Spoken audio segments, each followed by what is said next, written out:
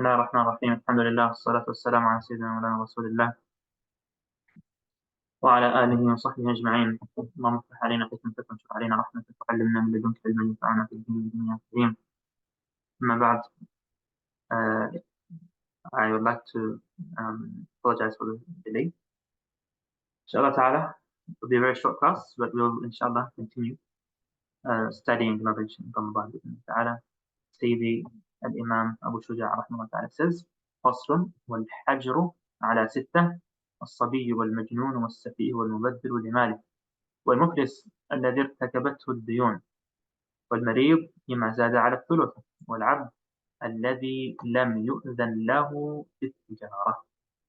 وتصرف الصبي والمجنون والسفيه غير صحيح، وتصرف المفلس يصح في ذمته دون أعيان ماله، وتصرف المريض فيما زاد على الثلث موقوف على إنسان الورثة من بعده، وتصرف العبد يكون في ذمته يتبع به بعده.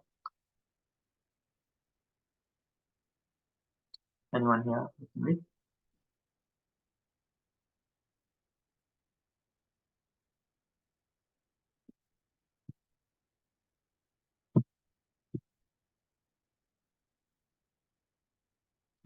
Anyone like to? You can go, brother. Okay. 6 types of people are suspended from transactions: one who is still a youth, insane, a spendthrift, insolvent, terminally ill and close to death in any transaction exceeding 1/3 of their estate, and a slave who has not been given permission to engage in trade. The transactions of a youth, someone insane, or a spendthrift are invalid. The transactions of a spendthrift are valid as personal debt, but not against his personal effects, including money. The transactions of someone ill or close to death in excess of 1/3 of the estate are suspended, pending the heir's consent after his death, and the transactions of a slave are his personal debt, dhimma, and follow him when he is freed. Okay. So,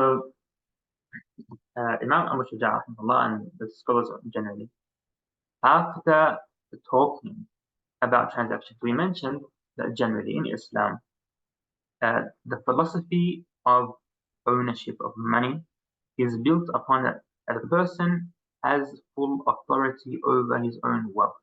Okay, so no one is allowed to do anything or use your wealth in a way that you don't allow them.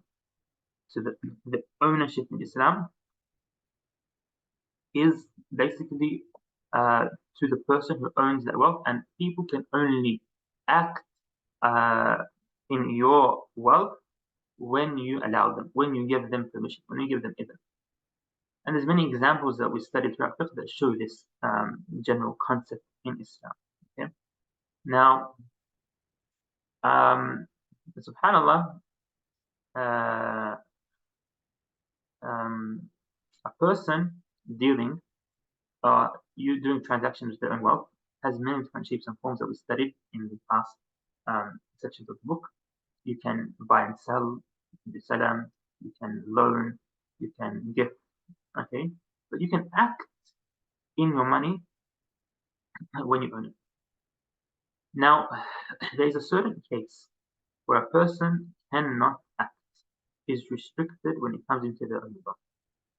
That in fiqh is known as al-Hajar, or suspension or restriction.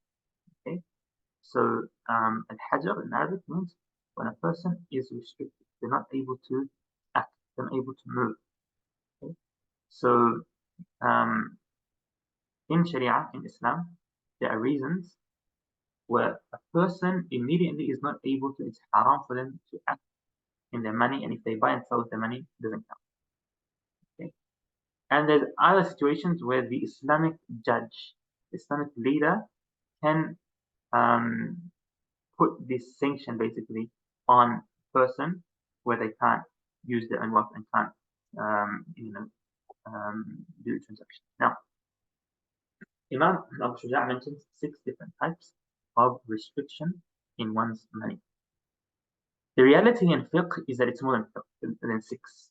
It goes up to 20 or 30 or more. Okay, but something like that. there's many examples of why a person can't use their money. But in this class, we're not going to mention every single detail. We're going to mention the main types. And these are the main types are what Abu Shuja rahimahullah ta'ala mentioned in his book. So he mentions these types of people. Inshallah, slowly we'll go through these one by one. So the first thing we want to talk about today is the traditional definition of Hajar, of suspension. So the scholars say Hajar is for an individual to be Islamically restricted. Islamically restricted, okay? So they might physically not be restricted. Physically they can use the money, but the transaction will be haram. Okay, to be Islamically restricted in using their own wealth for a specific reason. These reasons are the types that we just spoke about. Okay. Now, this is only with regards to using one's wealth for transactions, buying, selling, stuff like that. Other types of interactions in a person's life are not restricted. So a person who is married, if they divorce, okay, it counts.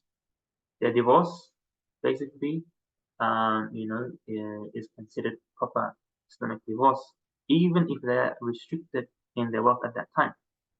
And the only, there are divorces that aren't counted in Islam, that don't count, but it's not the same as a person who's restricted in their wealth. For example, divorce of a kid generally in Shafi'i doesn't count. But transactions, money and selling, they have nothing to do with the rest of your interactions in your life.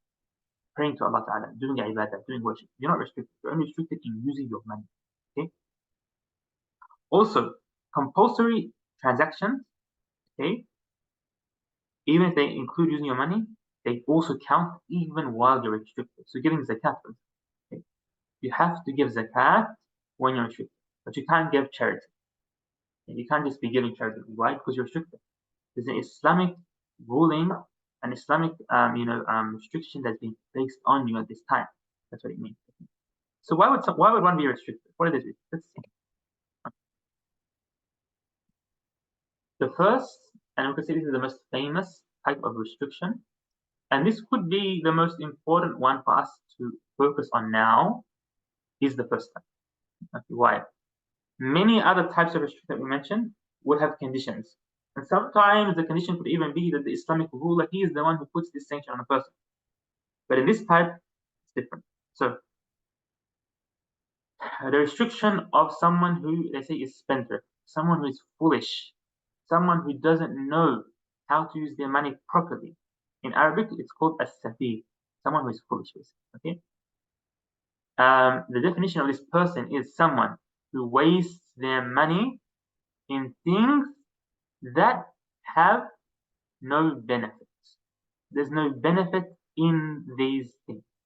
Whether that benefit is something immediate or a benefit in the future. So someone who uses their money for something that has no benefit now or no benefit that would come, nothing in the future, is considered as safi. Someone who is spendthrift, someone who doesn't deserve to be given all of his own wealth because he wasted, and wasting wealth in Islam is not permissible. Okay. Who are people who do transactions that are not beneficial? There are a few types.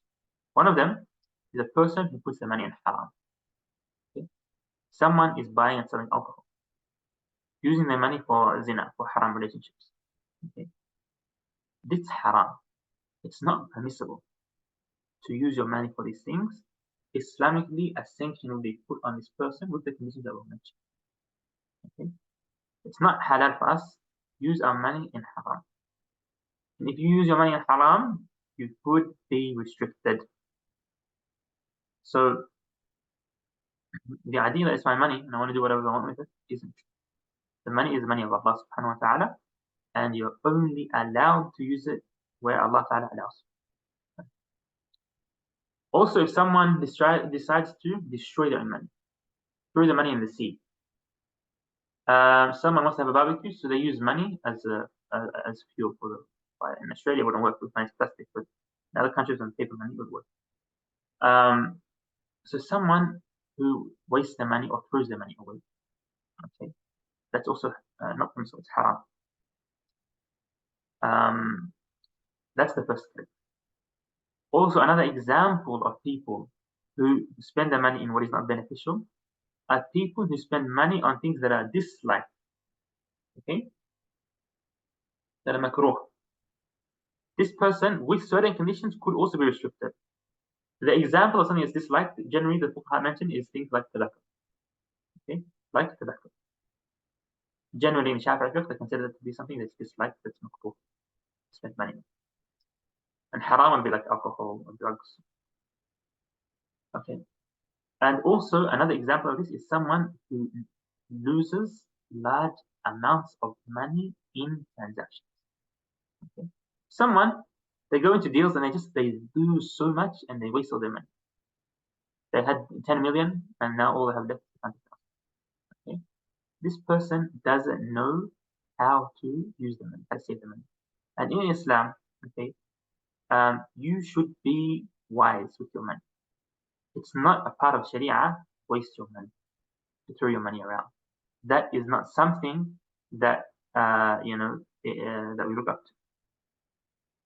All these people could be restricted because of safa, because of being spent.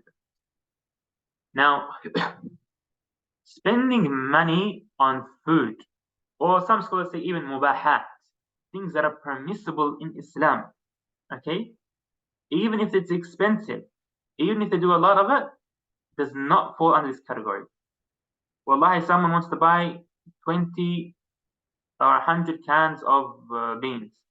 Ahlan wa sahlan. Okay, it's halal, it's permissible.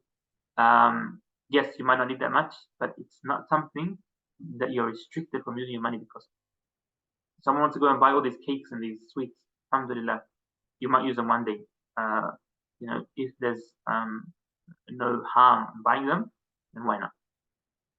Spending your money in something that's permissible, that's not disliked, is okay. Okay. Now, there's two main rulings regarding this type of restriction. Number one, if a person reaches the age of puberty, okay, the age of puberty, while they're sane, their functioning is fine, okay, and they're able to interact, they have basic understanding of the different basically ways of interacting with others, okay, buying and selling, and they're not foolish in their transactions. They don't do these things that we say, okay. Then that person, once they reach the age of puberty, they are allowed to use the money. It's halal.